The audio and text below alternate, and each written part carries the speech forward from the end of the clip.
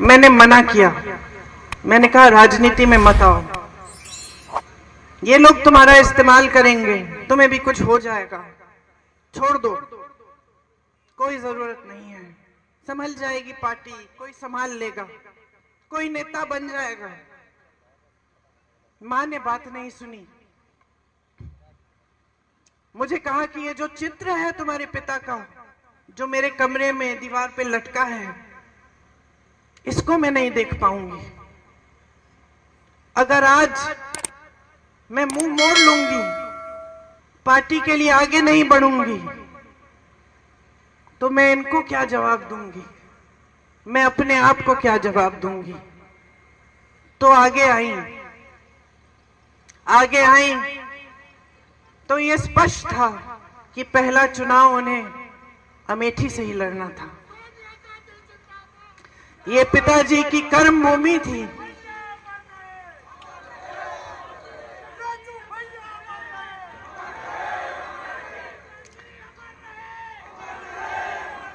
सच बताओ तो जब ये तय हुआ कि वो चुनाव लड़ेंगी अमेठी से, तो एक शाम को उन्होंने मुझसे कहा, प्रियंका कैसे करूंगी, मैं तो कभी चुनाव लड़ी नहीं हूं।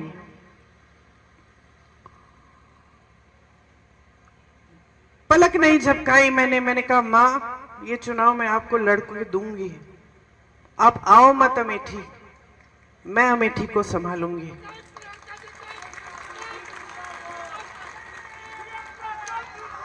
और मैं आपको बताऊं मैंने ये क्यों कहा, क्योंकि मैंने आपको बताया कि जब मेरे पिताजी शहीद हुए तो मैं नाराज थी, दुखी थी। मुझे ऐसा लगता था कि कोई मेरा दुख नहीं समझ सकता। लेकिन फिर कुछ हुआ। उनके अंतिम संस्कारों के बाद हम अस्थि विसर्जन के लिए इलाहाबाद आए, ट्रेन से आए। वो ट्रेन यहां अमेठी और रायबरेली से गुजरी। मैं बहुत दुखी थी, ट्रेन में बैठी थी, रात हो गई थी। ट्रेन यहां के स्टेशन पे रुकी। मुझे आज तक वो क्षण याद है। मैंने खिड़की से बाहर देखा और मैंने देखा कि ये तो बहुत लोग मेरी तरह रो रहे हैं, फूट फूट के रो रहे हैं। तो मुझे यह एहसास हुआ कि जो दुख मुझे महसूस हो रहा है वो तो यहाँ की जनता को भी महसूस हो रहा है। यहाँ के जो कार्यकर्ता थे, जो सारे इंतजार कर रहे थे बीच रात में कि राजीव जी को एक अंतिम बार देखेंगे, उनकी अस्थियों को देखेंगे, श्रद्धांजलि देंगे, उन सब के दिलों में वही दुख था जो मेरे दिल में था। आपने मेरे दुख के पल में आपने मेरा साथ दिया। मैं समझी कि मैं अकेली नहीं हूं इस दुनिया में, कि सिर्फ मुझे दुख नहीं हो रहा है, मेरे परिवार को दुख नहीं हो रहा है, सिर्फ मेरी मां टूटी नहीं है, मेरे भाई नहीं टूटे हैं, लेकिन अमेठी की जनता मेरे साथ रो रही है, क्योंकि उनका भी भाई, उनका बेटा चले गया। इसीलिए जब मां ने कहा कि अमेठी से चुनाव लड़ेंगी, तो बगैर हिचकिचाए मैंने कहा मैं लड़वाऊंगी, क्योंकि मैं जानती थी कि जब मैं यहां चुनाव लड़वाने आऊंगी तो मैं अपने परिवार के बीच आऊंगी।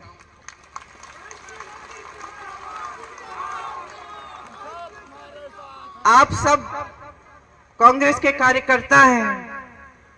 आप में से बहुत चेहरे में पहचानती हूं। बुग्गी जी बैठे हैं उस समय, लेकिन आप कांग्रेस में नहीं थे शायद।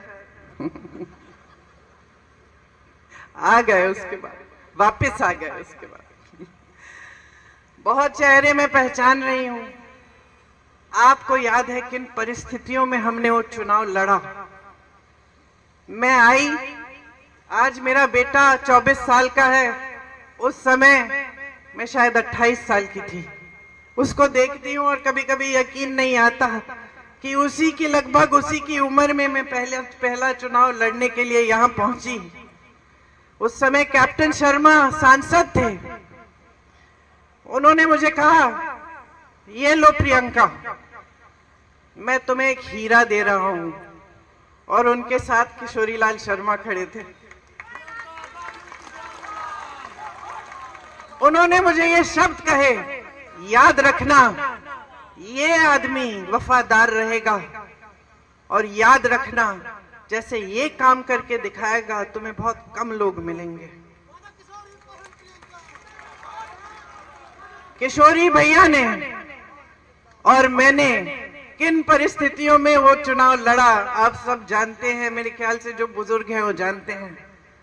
केंद्र में भाजपा की सरकार थी, प्रदेश में भाजपा की सरकार थी, कल्याण सिंह जी मुख्यमंत्री थे उस समय। यहां कोई संगठन के नाम की चीज ही नहीं थी। बहुत साल हो गए थे पिताजी के समय से। लोग थे, कार्यकर्ता थे, जो उनसे जिनका लगाव था पिताजी के साथ, जिन्होंने काम किया था उनके साथ, लेकिन संगठन नहीं बना था। रात रात को हम संगठन बनाते थे, ब्लॉक की कमेटियां, ब्लॉक के अध्यक्ष चुनते थे, साथ में बैठकर सबसे पूछ के कि किसको अध्यक्ष बनना चाहिए। और दिन में हम दौरा करते थे, पूरा दिन काम करते थे, पूरी रात काम करते थे। उस समय मशीनें नहीं थी। ये बात होती थी कि कोई बक्से चुरा लेगा, वो सब इंतजाम करना था। बड़ा चुनाव था, सम्मान की बात थी, लेकिन हम पूरी जीत जान से लड़े। और आज भी जो हमारे साथ वो लड़ाई लड़े, जो यहाँ पे मेरे साथी बैठे हुए हैं, आपको याद होगा कि भीषण परिस्थितियों में लड़े, 3 लाख वोटों से जिता के लाए सोनिया जी को। रात रात तक काम किया, आंसू बहाए, कभी कभी हंसे, पीछे नहीं हटे काम करने से। एक सेना बनकर एक साथ लड़े, और तब से एक नया सिलसिला हमने कायम किया। सोनिया जी के समय में जब मैं अमेठी का देखभाल करती थी, तो मैंने बहुत चीजें समझी जो बचपन में समझनी मुश्किल थी। उस समय गर्मियों में आग लग जाती थी गांव में, हम लोग जाते थे किट देने के लिए। मुझे याद है एक गांव में एक आदमी, एक किसान आया मेरे पास, यूं करके उसके हाथ, उसकी धोती में उसने कुछ बांधा हुआ था। जब मेरे पास आया, उसने ऐसे मुट्ठी खोली, मुझे दिखाया। 500 रुपए के नोट थे, अध जले हुए, उसकी राख भी उसके हाथ में थे। उसने मुझे कहा कि मैंने अपनी बेटी की शादी के लिए रखे थे, सब जल गया, सब खत्म हो गया। मैंने गरीबों का दर्द समझा, किसानों का दर्द समझा। मैंने अपनी बहनों को समझा जब मैं उनके बीच में घूमी, और मैंने देखा कि किस तरह के संघर्ष कर रही हैं, किस तरह अपने बच्चों की परवरिश कर रही हैं। मेरी प्यारी बहन यहाँ खड़ी है, तुम्हारी कहानी याद है मुझे।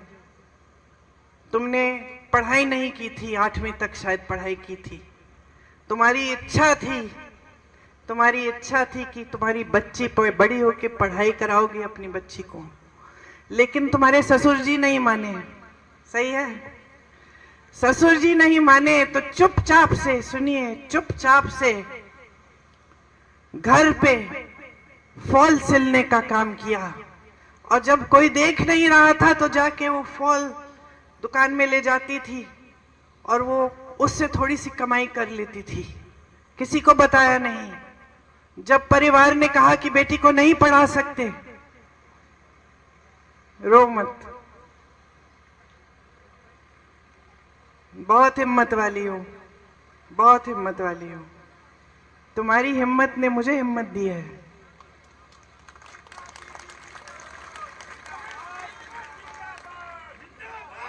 जब परिवार वालों ने बोला कि नहीं, बच्ची को पढ़ाने नहीं देंगे, तब इन्होंने कहा मैं पैसे दूंगी, पढ़ाने दो।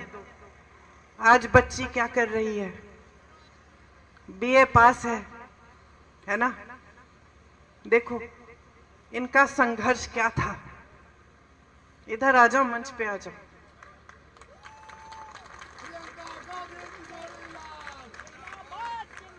तुम्हारी जगह यहां है। मैंने सीखा कि मेरी बहनें कितना संघर्ष कर रही हैं। मैंने देखा कि कड़ी धूप में,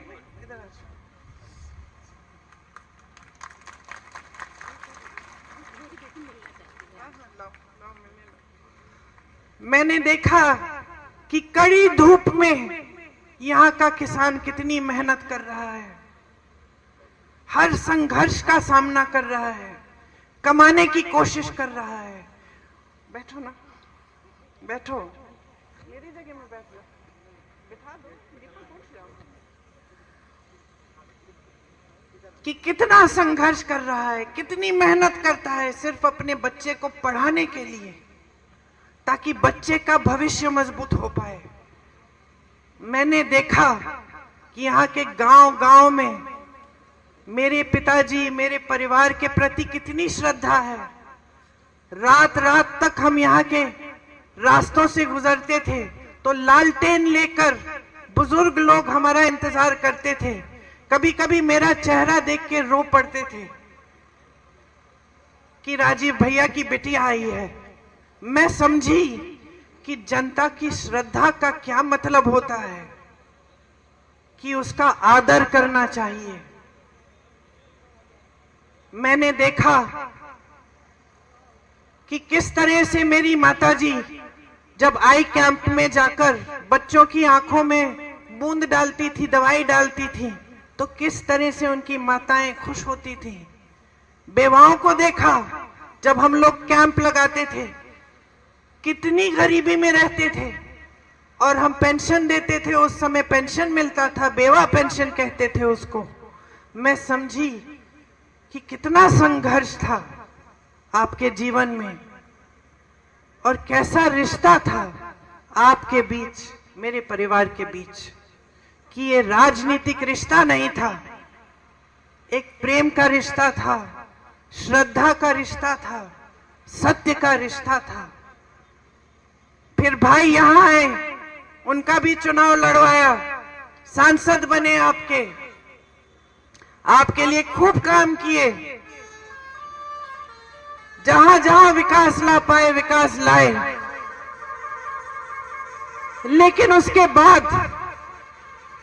पूरे देश में एक नई तरह की राजनीति आई, एक राजनीति जो शायद हम जैसे लोग शुरू में समझ नहीं पाए, क्योंकि हमारी सभ्यता ही अलग थी, हमारी समझ ही अलग थी। हमें सिखाया गया था कि जनता के सामने झूठ मत बोलो, हमें सिखाया गया था कि जनता का आदर करो, हमें सिखाया गया था कि जनता सर्वोपरि है।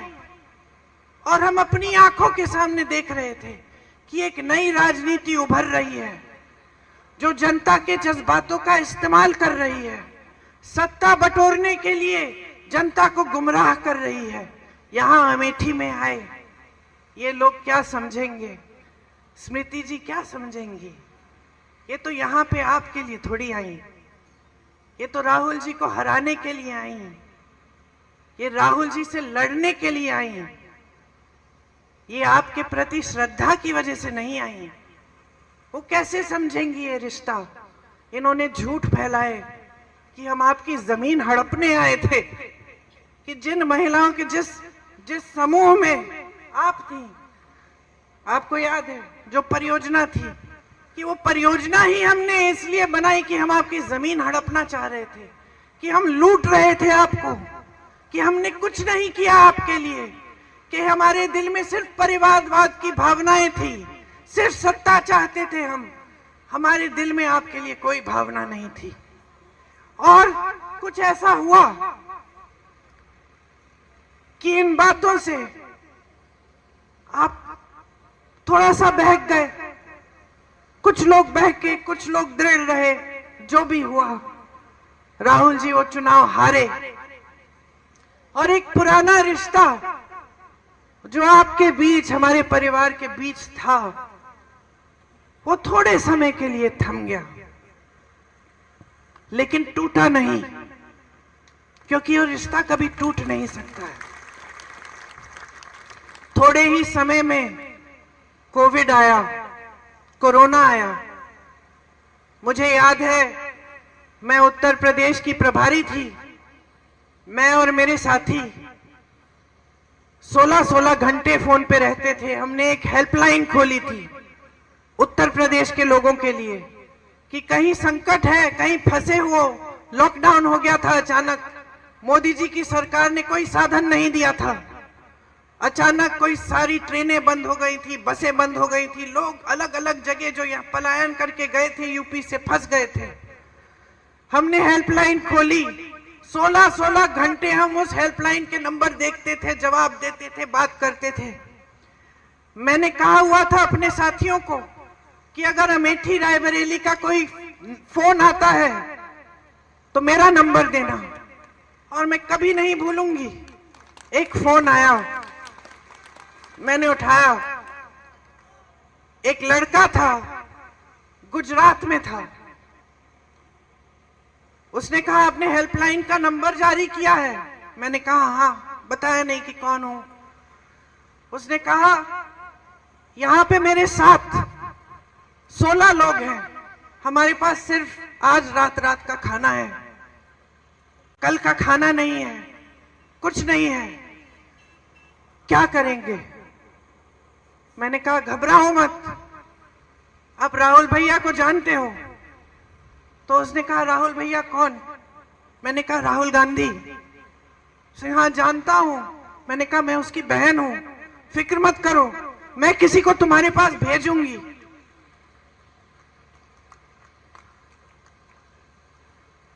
मैंने अपने साथियों को कहा कि गुजरात में जो हमारे कांग्रेस के कार्यकर्ता हैं, एकदम उनको फोन करो, नंबर दो, पता दो, खाना भेजो और उनकी वापस घर आने के लिए सुविधा बनाओ। जब मैंने उस लड़के को कहा कि मैं राहुल की बहन हूं, तो उसकी आवाज से मुझे पता चला वो रो रहा है। वो रोया। उसने कहा दीदी अब आपका नंबर मिल गया है, मुझे मालूम है हम सही सलामत घर पहुंच जाएंगे। ये विश्वास था हम में, ये विश्वास था हम में तब भी अमेठी के लोगों के दिलों में। हमारा रिश्ता टूटा नहीं। हमने पूरी कोशिश की कि अमेठी रायबरेली के जितने भी लोग अलग अलग प्रदेशों में फंसे थे, घर नहीं आ पा रहे थे, उनके लिए ट्रेन का इंतजाम, बस का इंतजाम, किसी को जीप से घर भेजा। इसलिए नहीं भेजा क्योंकि हम इसका कोई राजनीतिक फायदा उठाने वाले थे। हमने इसलिए भेजा क्योंकि हमारी ड्यूटी थी, हमारा दायित्व था कि उनको घर सही सलामत पहुंचाएं। वो हमारे परिवार के सदस्य समान थे। ये है हमारा रिश्ता। हाँ भाई, मुझे मालूम है उसका नाम क्या था, मैं जानबूझ के नाम नहीं ले रही हूं। देखिए ये जो रिश्ता है हमारे और आपके बीच में, पाक है ये रिश्ता। सेवा का रिश्ता है और शहादत का रिश्ता है, प्रेम का रिश्ता है और खून का रिश्ता है। ये कभी नहीं टूटेगा। यहां आपका कोई भी सांसद बने, यहां कोई भी किसी भी तरह की राजनीति करे, हमारे बारे में आपको 2000 झूठ बोल के चले जाए, आप उन झूठों का विश्वास भी कर लो, ये रिश्ता फिर भी नहीं टूटेगा।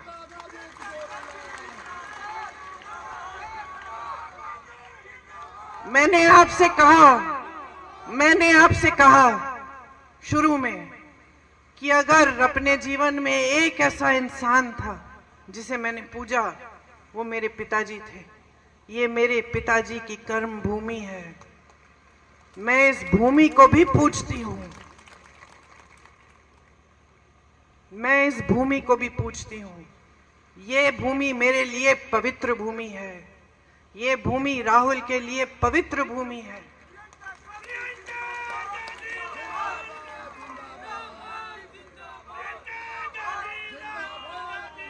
मैं आपको एक और बात बताती हूं कि मैं जानती हूं किशोरी लाल शर्मा को, मेरे ख्याल से अब कितने सालों से, उतने 40 सालों से। और मैं आपको एक बात बता सकती हूं, ये भूमि किशोरी लाल शर्मा के लिए भी पवित्र भूमि है। आज अगर हमने इन्हें आपका प्रत्याशी बनाया है तो पूरी समझ और पूरे विवेक से ये फैसला लिया है। अगर इस संसदीय क्षेत्र का गांव-गांव कोई जानता है तो ये जानते हैं, यहाँ की सड़क कोई जानता है तो ये जानते हैं, यहाँ का एक एक कार्यकर्ता जानता है तो ये जानते हैं। आज अगर मैं किशोरी जी से पूछूं कि उनका नाम क्या है, वो मुझे बता देंगे। वो ये भी बता देंगे कि इनके गांव में हमने हैंडपंप लगवाया था और इनकी बेटी को हमने पढ़ाया है, और बीच में ये हमसे नाराज भी हो गए थे क्योंकि इस गांव में जो दूसरे कार्यकर्ता हैं जिनसे इनकी लड़ाई है, उनको हमने थोड़ा आगे बढ़ा दिया था। इतिहास जानते हैं आपका। रिश्ते जब हमने बनाए तो इन्होंने भी बनाए, सेवा जब हमने की तो इन्होंने भी की, श्रद्धा जब हमने दिखाई आपके लिए तो इन्होंने भी दिखाई, जब हम आपकी समस्याओं को समझे तो इन्होंने भी आपकी समस्याओं को समझा। इसीलिए आज इनका हक बनता है कि ये आपके प्रतिनिधित्व के लिए यहां आज खड़े हों, क्योंकि उन्होंने उतना ही काम किया है आपके लिए जितना हमने किया है, और उतनी ही श्रद्धा के साथ किया है। आज पूरे देश में जो राजनीति फैली हुई है वो झूठों की राजनीति है, नाटक नौटंकी की राजनीति है। प्रधानमंत्री जैसे बड़े नेता चुनावी मंच पर आकर इतनी हिम्मत नहीं कर सकते कि आपको बता दें कि 10 सालों में उन्होंने कितने रोजगार बनाए, महंगाई को कितना कम किया और क्यों और कैसे। आपके सामने आकर इतनी हिम्मत नहीं है कि आपको बताएं कि कितनी संस्थाएं खोली हैं, कितने बड़े बड़े उद्योग खोले हैं, क्या नया किया है इस देश के लिए 10 सालों की सत्ता को लेकर। प्रधानमंत्री आपके सामने आते हैं, एक ही रट लगा रखी है कि 70 सालों में कांग्रेस ने कुछ नहीं किया, एक परिवार के खिलाफ दिन रात बोलते रहते हैं। इंदिरा गांधी जैसी शख्सियत को जो शहीद हुई इस देश के लिए, जिन्होंने पाकिस्तान को तोड़कर बांग्लादेश बनाया, उनको देशद्रोही कहते हैं। राजीव गांधी जैसे देशभक्त को देशद्रोही कहते हैं। कहते हैं कि राजीव गांधी ने अपनी मां की विरासत को टैक्स न भरने के लिए कानून बदल डाला।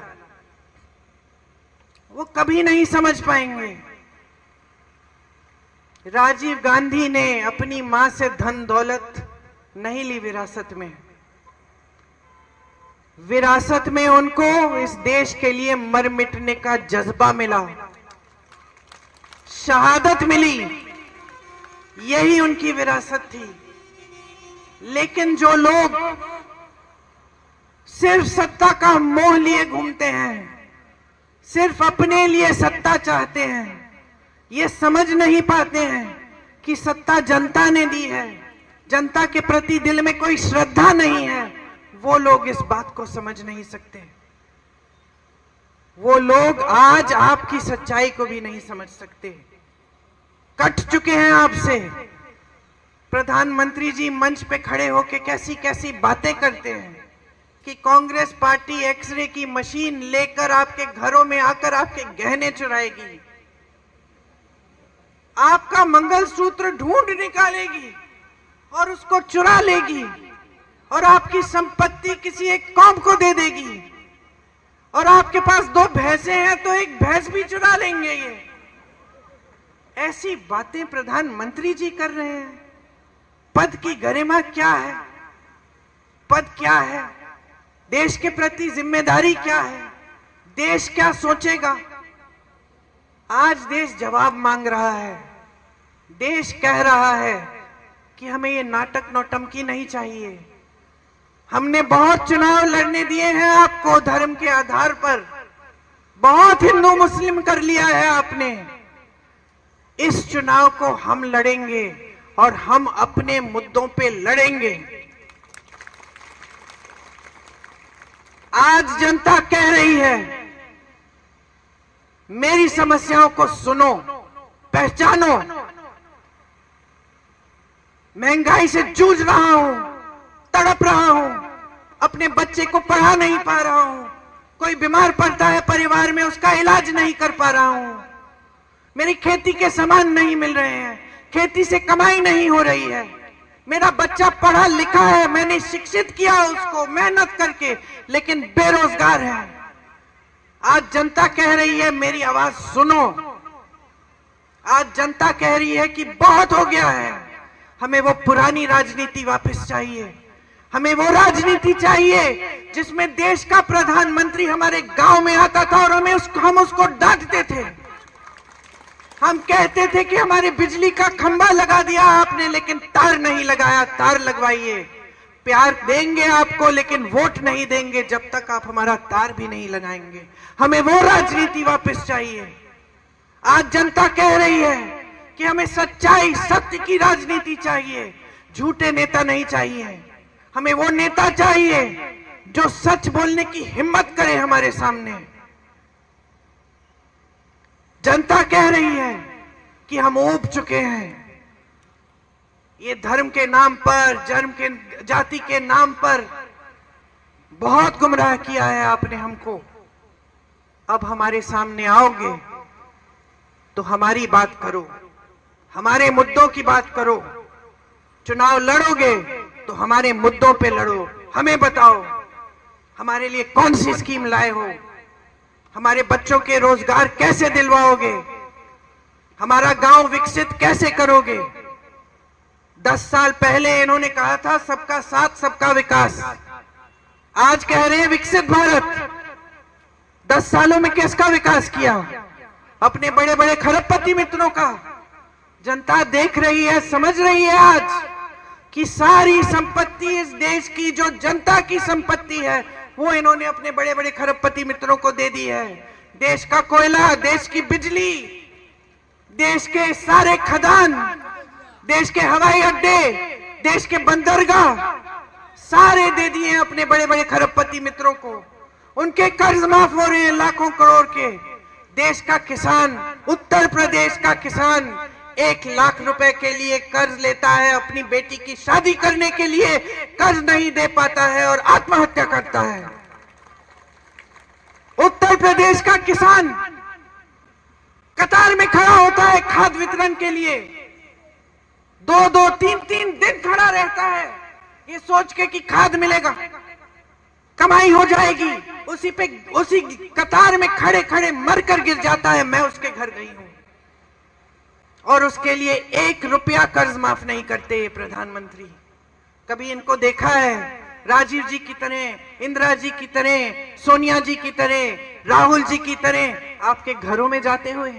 कभी झुक के किसी दरवाजे के अंदर घुसे हैं, किसी झोपड़ी में? कभी पूछा है किसी किसान से कि किस तरह से कमा रहे हो तुम? पूरे दिन बाहर खेती में काम करते हो, रात को पहरेदारी कर रहे हो, आवारा पशु तुम्हारा खेत चल रहे हैं, कैसे करते हो? सोते कब हो? अपना देखभाल कैसे करते हो? कभी पूछा है इस प्रधानमंत्री ने? कभी नहीं। आप अमेठी के वासी हो, आपके सांसद प्रधानमंत्री थे, झुक के आपके पास आते थे। ये प्रधानमंत्री वाराणसी से बार बार चुनाव जीतते हैं, एक गांव में नहीं गए हैं, वहां एक गरीब के घर में नहीं घुसे हैं, एक बार झुक के आपसे बात नहीं की है। बड़े बड़े मंचों पे दिखते हैं, सारी फोटो खींचते हैं, पिक्चर बनाते हैं, सफेद कुर्ता पहनते हैं, उस पे एक धूल का दाग नहीं दिखता, एक बाल इधर उधर नहीं होता। क्या समझेंगे आपके जीवन के बारे में? क्या समझेंगे आपके संघर्षों के बारे में? कट चुके हैं पूरी तरह, लोग डरते हैं उनसे, उनके सलाहकार डरते हैं, अधिकारी डरते हैं। कौन बताएगा कि आज देश में क्या हालात हैं? उनको तो दिखेगा नहीं, वो तो सोने के महलों में रहते हैं, झूठों से घिरे हुए। क्या क्या बहकी बहकी बातें कर रहे हैं, लोग हंस रहे हैं, उनको ये भी पता नहीं चल रहा है आज की लोग उनकी बातों पे हंस रहे हैं। तो आप कांग्रेस के कार्यकर्ता हैं, हमेशा अपने निष्ठा से काम किया है। अमेठी के कार्यकर्ता हैं, भीषण परिस्थितियों में चुनाव लड़े हैं, डट के लड़े हैं, हिम्मत से लड़े हैं, कभी पीछे नहीं हटे हैं। आप लड़ोगे ये चुनाव, आप ऐसे लड़ो जैसे अपना चुनाव है, जनता का चुनाव है। उनको धन बल से लड़ने दो, हम जनता के बल से लड़ेंगे। उनके पास सारे साधन हैं। मत भूलो कि जब भगवान राम रावण से लड़े थे तो भगवान राम के पास सत्ता नहीं थी, रथ नहीं था, सोना नहीं था। भगवान राम वनवास में थे, लेकिन उन्होंने हिम्मत बनाई, गए लड़े रावण से। उनके दिल में सिर्फ सत्य था। आज ये सत्य की लड़ाई है, ये लोकतंत्र की लड़ाई है, ये संविधान की लड़ाई है, ये इस देश की लड़ाई है, इस देश की जनता की लड़ाई है।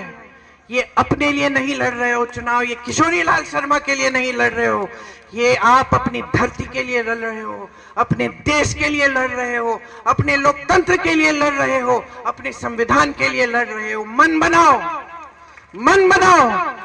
जिस दिन मन बनाओगे तो कोई नहीं हरा पाएगा।